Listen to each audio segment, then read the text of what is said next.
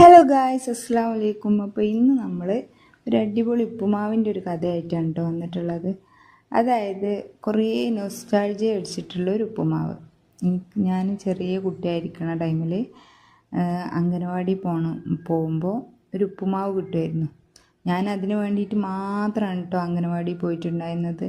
അതിങ്ങനെ തൂക്കപാത്രത്തിലൊക്കെ ആക്കി വരുന്നത് കാണാൻ നല്ല രസമായിരുന്നു. അതിങ്ങനെ ആലോചിക്കുമ്പോൾ തന്നെ എന്തോ ഭയങ്കര പ്രൗഡായി തോന്നണം. അങ്ങനെ ഞാൻ ഒരു മഞ്ഞുപ്പുമാവിൻ്റെ റെസിപ്പി കുറേ ആൾക്കാരോട് ചോദിച്ച് അങ്ങനെ അംഗനവാടിയിലുള്ള കുറച്ച് പ്രായം ചെന്നിട്ടുള്ള ഒരാൾ പറഞ്ഞു തന്നു കേട്ടോ. അങ്ങനെ കമ്പം പൊടി കൊണ്ടാണ് ആ ഉപ്പുമാവ് ഉണ്ടാക്കാന്ന്. അങ്ങനെ ഞാൻ വേഗം സൂപ്പർ മാർക്കറ്റിലേക്ക് വിട്ടു. പക്ഷെ സൂപ്പർ മാർക്കറ്റിൽ പോയപ്പോൾ സൂപ്പർ മാർക്കറ്റിലുള്ള ആൾക്കാർ പറഞ്ഞു കമ്പം പൊടി ഇവിടെ ഇല്ല, കമ്പൻ റവയാണ് ഉള്ളതെന്ന്.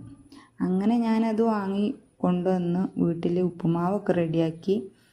സ്മെല്ല് വന്നപ്പോൾ ഉപ്പുമാവിൻ്റെ ഒരു സ്മെല്ലും ഇല്ല കേട്ടോ.